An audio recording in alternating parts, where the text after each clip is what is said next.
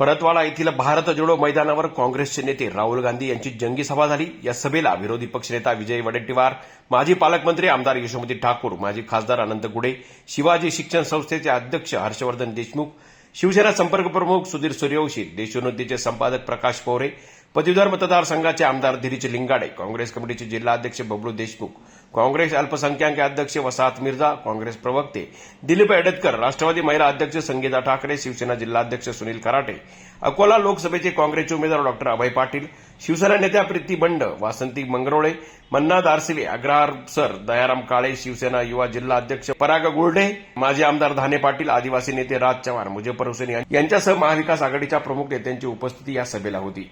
यावेळी राहुल गांधी यांनी मोदी सरकारच्या आपल्या भाषणातून चांगलाच समाचार घेतला। मोदी सरकार हे गरीब आणि संविधान विरोधी सरकार असून त्यांनी केलेले कामे हे फक्त श्रीमंत आणि विशिष्ट वर्गासाठी केले असल्याचे दिसून येत आहे।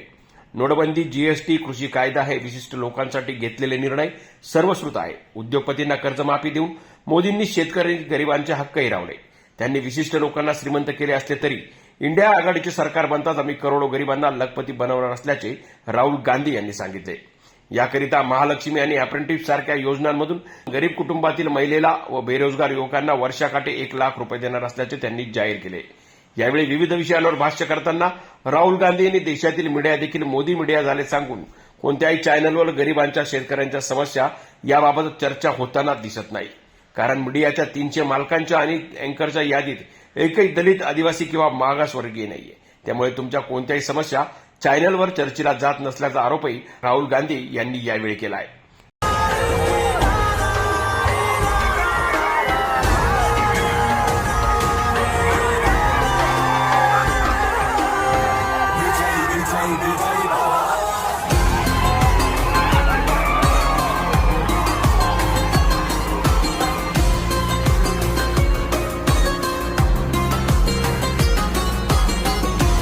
जनजागर मराठीसाठी दिनकर सुंदरकर, अमरावती।